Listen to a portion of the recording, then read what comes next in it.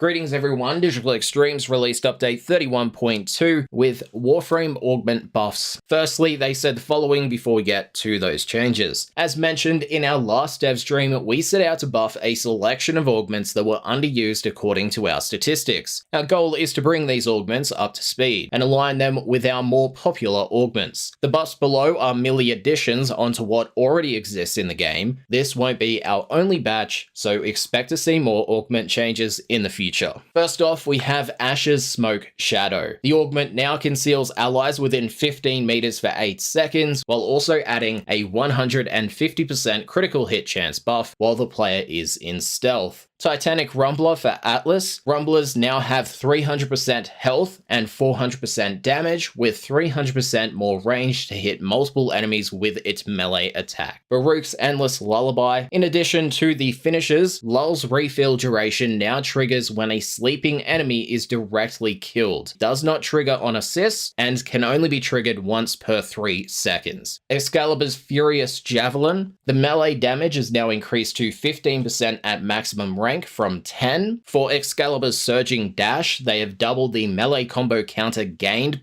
Mending Splinters for Gara, the heal rate has been increased to 15 health per second per target afflicted. Garuda's Dread Ward, the invulnerability duration has been increased to 8 seconds, with Dread Ward also having new visual feedback when it has been casted. Warding Thurible, allies will now take 50% less damage and are granted 1 energy when damaged. For Harrow's Tribunal, allies will now proc 100% of the effects of Penance and Thurible when attacking chained enemies. Chroma's Guided Effigy now deals double the damage and restores 5 energy for each enemy in its path, and they have also improved the responsiveness of Effigy when turning and moving. For Hydroid's Corroding Barrage, Tempest Barrage now gains 100% ability strength. Curative Undertow, the energy drain to heal allies, has been removed, and the augment's description has been updated to indicate that Hydroid will restore 10% health. This was always in effect, it was just not indicated in the previous description. For Hydroid's Tidal Impunity, it reduces the energy cost of Tidal Surge from 25 to 15. For Inaros's Desiccation's Curse, killing a blinded enemy with a finisher now has a 100% chance of summoning a Sand Shadow,